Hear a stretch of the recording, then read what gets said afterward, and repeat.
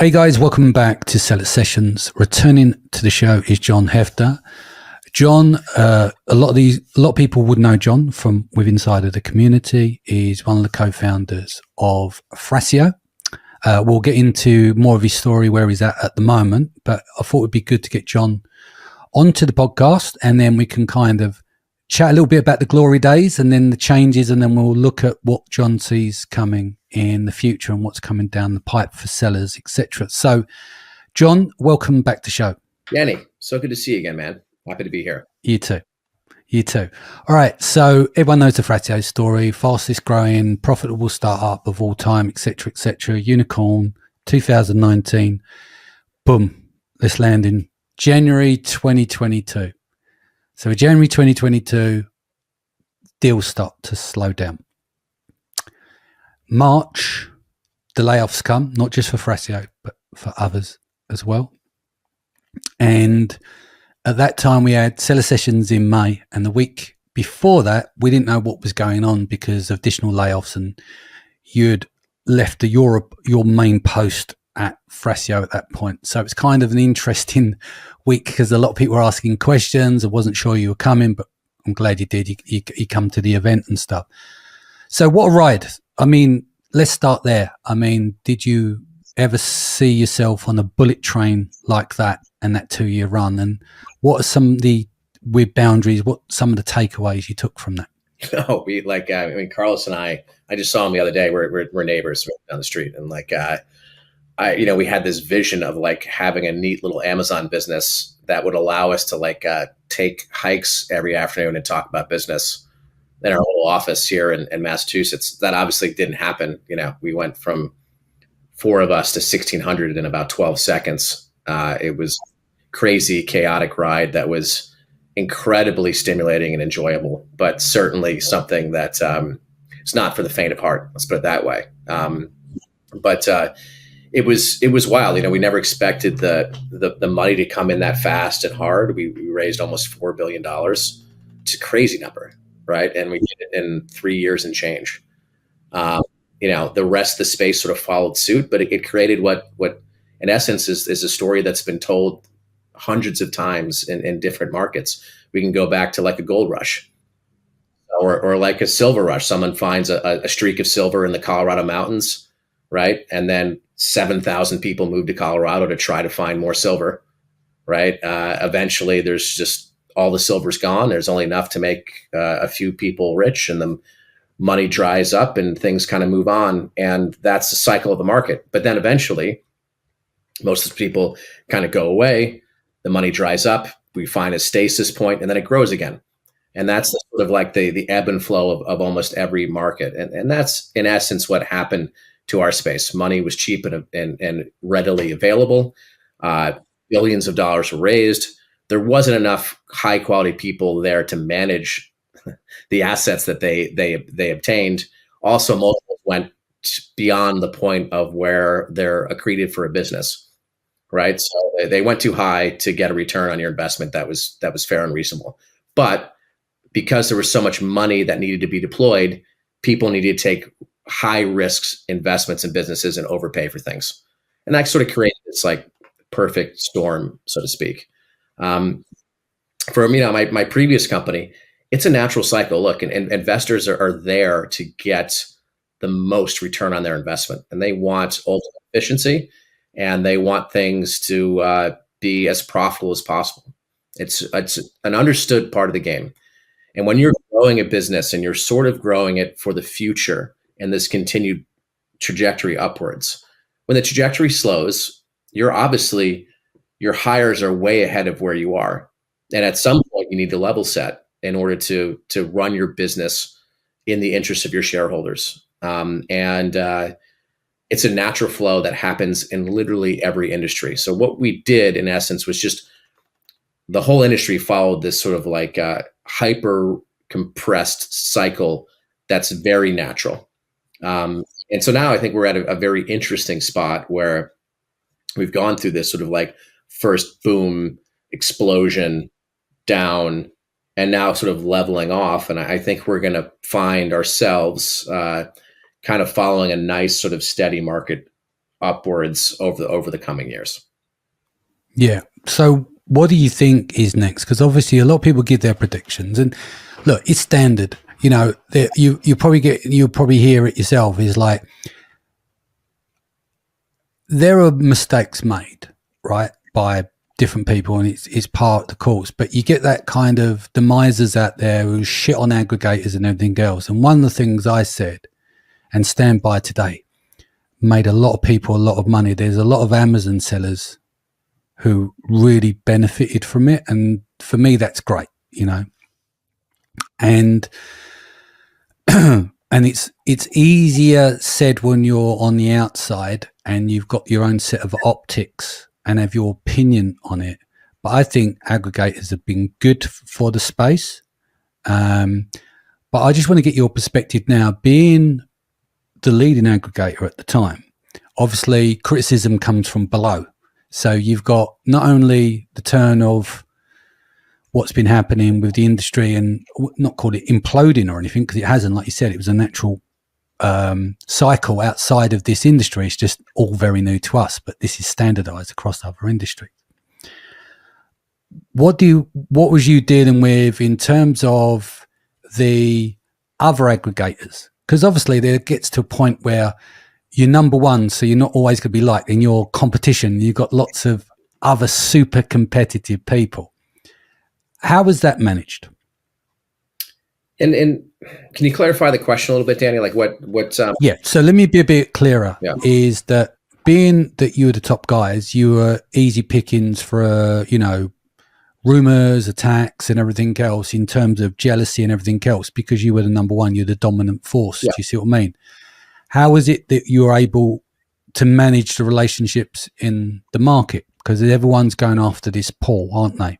Yeah. And so the aggression steps up. And I've always found you as a very balanced person. You don't shit talk about people or anything else like that. But being on the inside and having all the competitors, how did you kind of deal with that? Yeah, like it wasn't as hard as you would think. I'd say maybe now. Oh, because it was said behind your back, so it didn't matter. You couldn't hear it. Yeah, I heard. I mean, like, look, all the people I know. There wasn't a single thing that I didn't know. Yeah, you know what I'm saying? Like, I had all the information when we were really at our peak. That the best way you can do it is just like you do it in an optimal mode in life. Is you just don't overreact, right? And you make the best decisions not with concern of your competition, but for your business. Yeah. So you get to a point where like, I'm not overpaying for that piece of crap. I don't care what's going on. All right, we'll just stop buying for a while and let everyone else like run themselves out of business. Right? Yeah.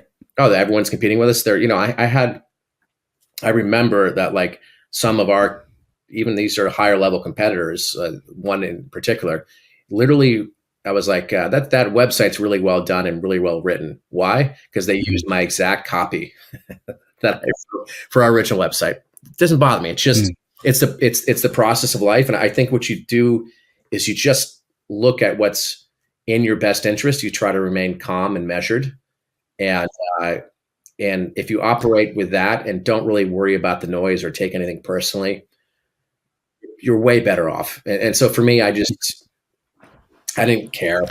I mean, that's the best. Well, the reason I say it as well, because I remember I won't say where and when, but I remember there was a load of petty shit going on. And I'm running in the background, making a series of phone calls to get you into certain places. Yeah. Because that person says, no, they can't attend. And it was children playground stuff. And you were cool. You're like, I'm calm. I'm going to go back to the hotel. I went, no. Yeah. Let me make some calls. And we made it happen. But I had it as well in terms of the sponsorship and stuff, like people go, well, I want that. And if they're doing that, and you're always juggling that in the background. So you deal with that kind of politics. So, and obviously you've got a more amplified version. I just wondered what it's like to be the flyers. Do you know what I mean? The leading line. It's flattering in a way. I mean, I know it sounds counterintuitive, but it's like, if they think I'm so much of a threat that I can't be at a cocktail hour. Yeah. Yeah. And I don't need, no, totally. You know what I mean? Like, you know me well enough by now. Like, I'm just going to be my sort of fun, agreeable, and hopefully accretively beneficial self, where I just have a tendency to try to help people regardless of whether it helps me or not, And you know what? Most of this comes from the foot soldiers. It's not the people at the top. The foot soldiers get out of control and get territorial. And there's all this, that's where all the bullshit and the petty stuff starts. Yeah. And then you speak to the top and like, I wasn't even aware of it. Yeah, no problem. I'm cool with it. Because I think when I was on the call to one of these people, they're like, yeah, he can't bring any flyers or anything. I'm like, he runs Thrasio. Why is he going to bring fucking flyers? Do you know what I mean? He's not here to sell. Yeah. He wants to come out and hang out with a few people and have a good night. Do you know what I mean? He's not there on business. But yeah. So moving on a bit, we're in 2022. What was it like for you after you left Thrasio? Where were you next? Because obviously you've been on a big rocket ship, and it's like, well, yeah, obviously spend time with the family because you were traveling everywhere, right? You're on the road most weeks. Yeah. So what happened once you left Thrasio? What was next for you in terms of, if you can share your personal life, and what were your goals moving forward? You know? Yeah, no, like honestly, I knew at that point that I was burnt out. I was already burnt out in probably December of that year, right? Not only had I been traveling, it felt like almost every week. It was certainly over 150 days a year. But, you know, at one point I had 600 people under me. When I was at home, I'd have 18 Zoom calls in a row. I think was my record. It was so much fun. And at the time, you didn't realize how much it was exhausting you, because in some ways it was feeding you. Right. It's like holding onto a fireball that's warming you and burning you at the same time. And by the time that run was over for me, I knew I'm not a person who does nothing, but I needed to do nothing. So I spent 3 months doing nothing except visiting friends, vacationing, hanging out with family, kind of doing all that sort of stuff. After that, I had, some personal stuff that happened. Sort of my marriage started to fall apart. I was no longer with Thrasio. And all of a sudden I went from having sort of everything in the world to almost nothing. It was really a fascinating experience to me. Obviously it wasn't easy. The way I would look at it was, I felt like I was a Japanese fisherman who sort of went out to sea. And when I came back, a tsunami had wiped out my village. And in some ways it's a terrifying sensation, without doubt. Right. In the long run, though, it sort of gives you the ability to recreate your world, recreate yourself in an entirely new image, like literally not as hyperbolic, but a phoenix story. And so, what I think I'm still in the process of doing is optimizing now this new canvas to make it sort of to have the world exactly the way I want to see it. So it's a certain work in progress, but it's given the ability to lean into the things that bring me that joy. And honestly, Thrasio was a great sandbox for that. I really learned the things that I love to do. And I also really learned a lot of things that I really don't enjoy that much. So that's the phase I'm at now. I obviously found a great partner in Go North right now. That's a Swedish competitor of Thrasio, for lack of a better, not really.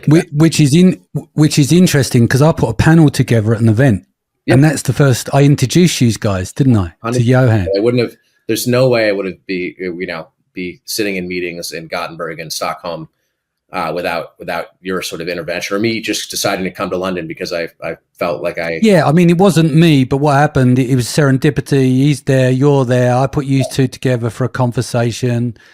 And then like next thing I know, I see a press release come out, and it's like you're on board.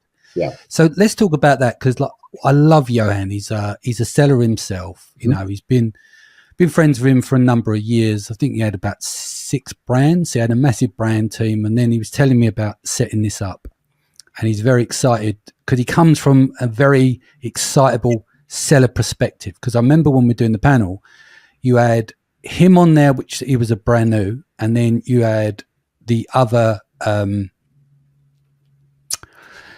company. Who else was on there? I think Branded on there was on there. There was you on there, and there was one other, and I think maybe Mikhail was on there as well. So we did that panel, and some of the things he was saying on the panel, I need to go back to the recording. I see the other aggregators kind of thinking, fucking hell, what's he saying here? Do you know what I mean? Because he was like very forthright. So I thought maybe he just killed his moment there. But I'm glad that you two got together. So how did that kind of come about? After that, obviously you met him, but how did that just develop into you being on board? So, I mean, it really was a very long process. I had a non-compete with Thrasio. I would let him know that right away. So Yeah. went a year, and after I called him instantly, he's like, I want you on board. And the idea was based on this. It's like, here's someone who, I guess for me, is as close to, in his eyes, an oracle as possible. Right. It's not like I'm almost there to say no more than I am to say yes. Right. In essence, like I'm just an advisor to be like, we tried that. That was a disaster. We tried this. It really worked well. This is how, you should do certain things. This is how you shouldn't do certain things. And for me, what I really liked about it was the team size was just reminded me of my favorite days at Thrasio. And so do the people. There's some really great, hardworking people over in that organization. Is everything perfect there? Absolutely not. Are we working to get way close to it? Yes. Are things heading in the right direction? Yes. That's really what attracted me. It was like, oh my God, I get to run this play again. The most enjoyable work experience of my life. I get to kind of go play with that game one more time. It's like picking up your favorite video game again and giving it a run. So for me, it was a no-brainer. And it was in a phase of my life where, basically my lizard brain could run it, which is what I needed at the time. And now I'm really heavily getting invested on a detail level with them. So it's been a really a joy. And there's great, smart people in the organization, and I'm super excited about its future. Yeah. So with that in mind, should we talk about what you're seeing out there? Let's talk about some of the mistakes of the past, not just Thrasio, but generally the space. And then let's look at what the market looks like in the future and what sellers would need to do. Yeah. I mean, I'd say for me, like some of the biggest mistakes are overpaying for assets, not understanding what it takes to really manage them, not downloading or leaning on the original sellers to understand how to manage their assets. Making bold predictions about how much inventory you'll need based on growth figures built by a financial team that doesn't really know how Amazon actually works. Like there's that building too large of an infrastructure to replace what generally was run by a few people. So in essence, like over hiring, and then you take in these assets, your G&A load goes way up. You overpaying for assets, you don't know how to manage them. That creates a shitstorm, for lack of a better term, right? So it's not, there's no silver bullet. There's just a combination of things. The right way to do it is to understand what you're buying. That's another one. People didn't even understand what they're buying, right? They're buying some sketchy brands from China, and they didn't realize that the day you sell it to them, they're going to take that money and use the same factory to launch a direct competitor against you and then attack the thing. It's like, there's stuff like that like experience teaches you, right? So buying assets wisely is important. And that can be like really healthy upward trajectory assets for a fair multiple. Buying riskier assets for very low risk multiple. Understanding how to manage things. Understanding how to hire, understanding when not to hire, and just being wise about your execution when it comes to all the initiatives that you could do. That's another thing everyone does, right? So everyone's like, they're gonna start a company, and they're gonna ramp up a retail team and a D2C team and an outside traffic team and a Google team and like all of and oh, by the way, we need a environmental compliance team that's 4 people at $150,000 each. Like all that stuff adds up, right? And adds up really fast. So maybe don't be so highfalutin about the expectations. Get some good tools, get some smart people, run it mean and lean, buy the right stuff, right? You do that, you have a business model that can really thrive. You don't do that, you get to the point where you'll grow fast and then realize that you got to make some serious changes in order to make the business work. And what other failures do you see of the past as well? Do you think there is people bought too many brands into quick succession, not just about how they get operated, who's on the team, and whether they're downloading enough information from the seller, Yeah. which is obviously important. But do you think there was just too many assets bought? Yeah. Not even with or without care. It's just the volume of assets that were bought and being able to streamline those. Yeah. Dealing with how do you centralize all those factories? How do you deal with logistical nightmares and the different softwares that all the companies, there's so many things to think about. Yeah. It boggles the mind. I mean, everything should break and would break. How do you handle all that stuff? Do you know? The arms race caused like wild optimism where everyone just thought they could just handle it. And maybe I was part of that as well. Right. But that's what happened. Like it was just like, we need to buy this stuff now and we'll figure it all out. Well, like that comes at a serious cost, and people in general, it's actually interesting. Like the human brain is actually is wired for negative emotion. Right? That's how we survive. Right. We're attuned to that. But in a lot of business sense, sometimes we do the opposite, where we're really optimistic, particularly entrepreneurs, about what we can take on, what we can do, how complex things will be. So you just start doing, and then all of a sudden all these problems fall in your lap, and you have to manage them. Yeah, it seems like a lot. I mean, when you look back now with everyone who bought a massive chunk of assets, how do you think they're handling them now in terms of streamline? Because the light, basically the light's been taken away from them.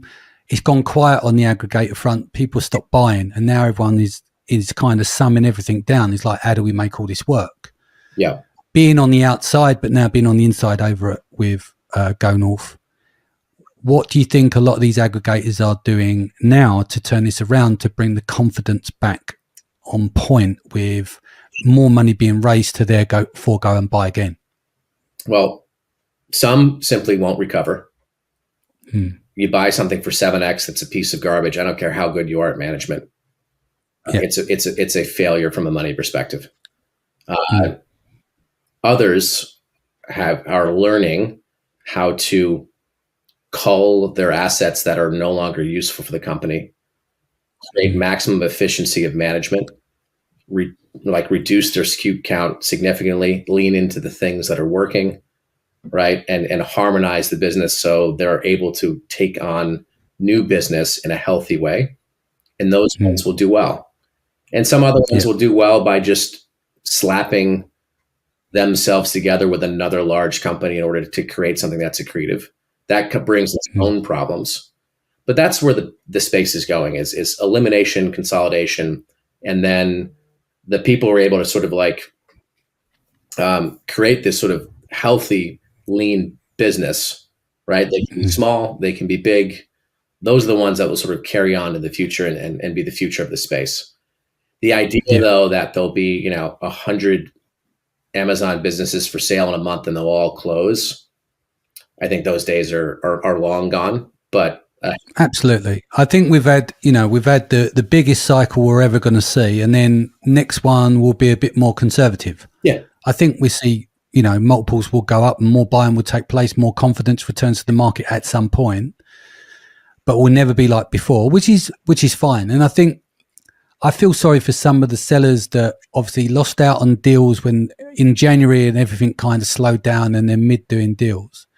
And I think also on the other side, it's been unfortunate for some sellers to see other sellers getting this X and that X. And then when they're being offered their multiples, which are actually very reasonable and realistic, they seem like they're shit. And so they don't want to sell because their mate down the road got 7X or whatever it was. Do you see what I mean? So they've had to deal with that kind of thing.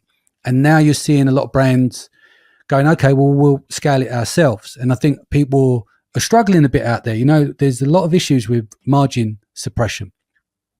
And more at the agency, I get my eyes on maybe 2-3 accounts a week, and I have done since 2018. So I've got a pretty good idea of patterns. And I can't even give you a number of the amount of Hail Marys where people are like, their accounts are doing that. And they go, we're having a bit of a problem with our account. Would you take us on? And we don't take on Hail Marys unless there's something specific behind it. So I'm seeing a lot of that. So I'm seeing more and more of those accounts. And it's becoming very difficult going forward now for margin suppression. So what would you say to sellers in order to get things in shape where possible? Because you've got the rising costs of PPC, right? And then just general inflation overall, and you've got the rising costs of materials, et cetera, et cetera. But where are we getting the margin from anymore? I mean, it's out there, but do you see when it's becoming so much more sophisticated? Yeah, it is. What are some of the things that you're addressing with Go North? And the thing that the reality is everyone's facing the same thing, right? So your competition's facing the same stuff, but you just have to be, unfortunately, the answer is to be better, is to understand product life cycles. Maybe the thing that's been running well for 3.5 years is at the end of its line, and you better have a new version behind it. You better find other ways to add value to your business or to have a competitive advantage. Figure out TikTok, figure out your right affiliate placements, optimize your back end, like get PPC as tight as humanly possible, right? Like you can't, the 2017, 18 kind of thing era is over. Absolutely. Right? Like you got to be good. So me, and you have to understand what your competition is doing. And I also would say that, like, depending on where you're sourcing from, that the COVID thing isn't exactly over yet. And here's where it's not over. Places like China, like they way over ordered raw materials and produced way too many goods. So they're trying to sell through stuff too. Right? So that creates a compression that is compounded by Amazon's forever compression of the market. But that's how every market sort of works. Right? So, for me, the way I look at it is, unfortunately, the answer is just to be smarter and to be better than your competition. And that's what we're trying to do. But what we're really trying to do is focus on the right things. A, the things we control, and B, the things we think will add most value to the business. So you can only do so much as an aggregate group or as an individual seller. So if I was to give advice to sellers, I would say sit down and figure out, like, what are the easiest things that I can do that will have the most potential impact in my business, and then do it. And then learn, iterate, and hang in there, right? Like this, it's not like this space is going away, and it's not like that Amazon will drive it to the point where no one can make money, right? That's not good for them. But maybe you have to measure your expectation, measure where you think growth is coming from, and figure out why you're not as good as someone else in the space. Yeah, because it's interesting. I think obviously a lot of people, talk about Chinese pricing strategies and stuff, but you also got to look at is what you want, right? So you decide, I want it X amount of margin. Basically, this is my target. Okay, this is how much I'd like to make. This is the margin I want to work to. And then you look at some like Chinese. Some of them are happy on 3 to 5%. Yep. Happy. Sure. That's their strategy. Well, that's where the adjustments need to come. It's most likely legally laundering money into America. Right? That's some of them. True. Yeah. So because that's what 3 to 5% means. We go from yen to American dollars, and that's fine. And if that's the case, then sometimes you have to stare that in the face and be like, all right, what do we do? Right? Like, do we move to a different category? Do we create something that's better? Do we have to face reality? So of course, that's not every listing. That's not every space. Absolutely not. But it's an example there, like when you think, oh, they're just reducing their price for now to rank. Yeah. And eventually put their price up, and you go, well, eventually they've got to give. They can't lose money or be on tight margins. But then there's some of them will actually, no, that's what we do. We work to 3 to 5%. So it's not going to change. Do you see what I mean? Where people start to hold out. So what do you think in terms of the next 18 months? Roll out to me, what do you think? How's it shaking out on the aggregator side and for sellers, what are you seeing in terms of milestones over the next 18 months or so? Or where do you think the next level of recovery will come and it will just, it'll pick up a bit more? Yeah, I mean, I don't think we're going to see an incredibly exciting time. I think money needs to loosen up, particularly here in the States. It's tight right now. Interest rates are really high, and the and the story behind aggregators has changed from the most exciting thing ever to an asset like anything else. So we need money to loosen up. So and that will happen in the private markets because they have capital they have to deploy. And as things change and that money sort of starts to loosen up, we'll see an increase in interest in reinvesting in these businesses and an increase in the M&A market, right? I think that though, that if you're a seller who's like trying to hold out for like a great multiple down the road, it's not probably going to happen. I think it's fairly steady, maybe a slight increase, slight decreases here and there over the next 18 months. So, pick a goal and pick a time you want to sell. And just like you can't test fate because you never know, right? Like I'm not saying this so people go and sell stuff to go north. I've been around enough purchases of business in my life that they don't come when it comes. I'm just saying that, like, you really have to measure your expectations. There was billions of dollars of basically free, not free money, but close to free money that had to be deployed. Those days are over. Unless you have something that's incredibly special and strategic, you're not going to see crazy multiples. You're going to see modest ones. So if you're looking to sell, just get your business to the growth rate where you feel you can reach your maximum potential under your leadership, and just focus on that. And then the multiples will be what they are, right? So that's kind of what I see is like money will loosen up sometime in the next year.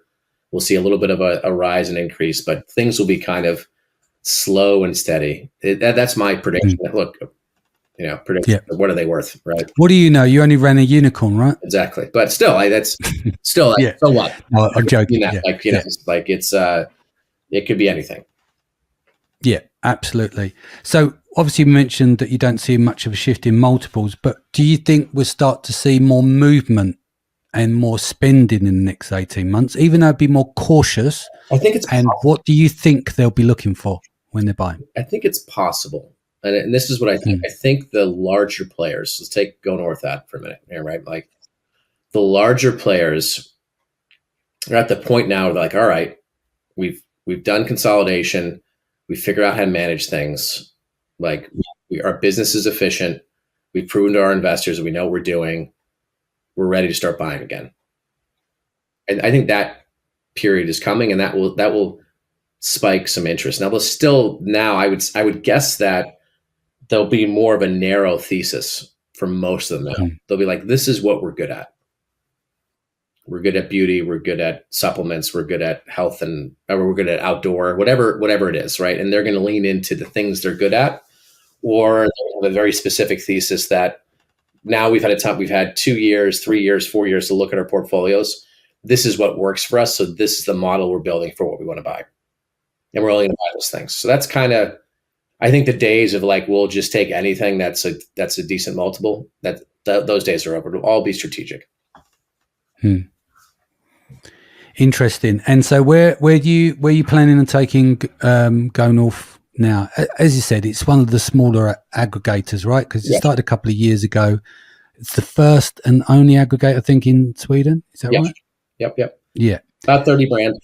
Like, for me, I want to see healthy, stable growth and really strong core business muscle, right? That grows at a very healthy pace. So we get to a point where we're like, all right, bring it on.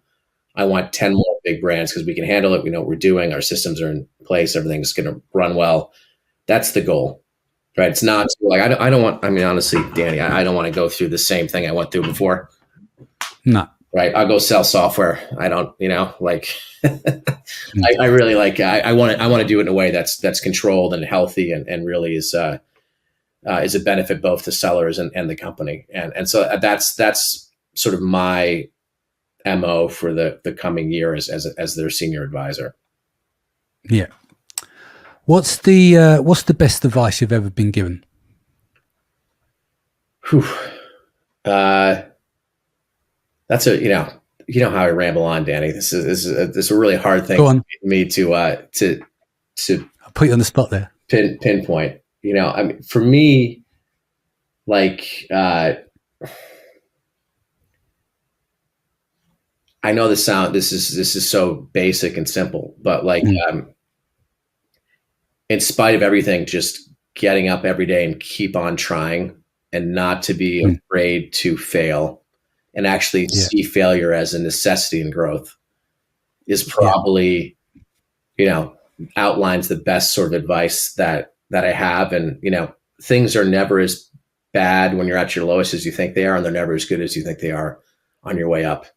Right. So try to maintain a level head, and just continue to try to see progression in your effort in life, and let the chips fall where they may. Life is going to throw you some crazy curveballs, and you just got to take them, and don't lose your optimism.